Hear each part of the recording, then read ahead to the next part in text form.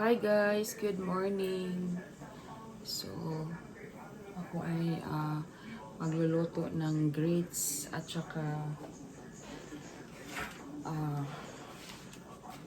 lutuin natin yung yung pad thai. First time ko tong matikman yung pad thai. Binili ng asawa ko sa, I think Aldi niya binili to.